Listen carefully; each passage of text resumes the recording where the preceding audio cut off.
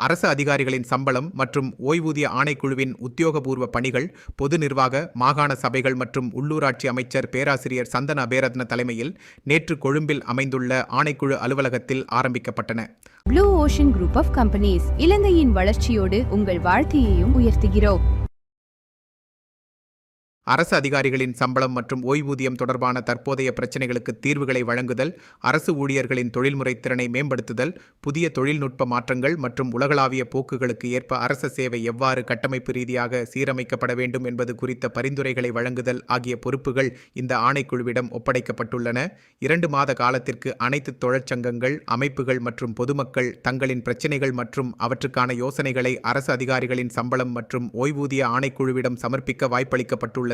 இது தொடர்பான அறிவித்தல் மும்மொழிகளிலும் வரும் வெள்ளிக்கிழமை நாளிதழ்களில் வெளியிடப்படும். இந்நிகழ்வில் பிரதி அமைச்சர் ருவன் சேனாரத்ன, நாடாளுமன்ற உறுப்பினர்கள், அரசு அதிகாரிகள், தொழிற்சங்க தலைவர்கள் மற்றும் பிரதிநிதிகள் உள்ளிட்ட பலர் கலந்து கொண்டனர். இந்நிகழ்வில் பங்கேற்று உரையாற்றிய அமைச்சர் சந்தன அபேரத்ன இவ்வாறு தெரிவித்தார். நாட்டை அபிவிருத்தி செய்து முன்னோக்கி கொண்டு செல்வதில் அரசு அதிகாரிகளுக்கு பெரும் பங்கு உள்ளதால் அரசு சேவையை பலப்படுத்த வேண்டும்.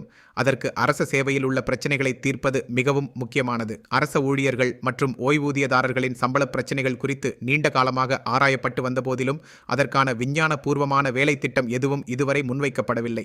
முழு அரச சேவைக்கும் பொருந்தக்கூடிய விஞ்ஞான பூர்வமான வேலை திட்டத்தை முன்வைப்பதே ஜனாதிபதியின் எதிர்பார்ப்பு. இந்த ஆணைக்குழு அந்த பொறுப்பை சரியாக புரிந்து கொண்டு செயல்படும்.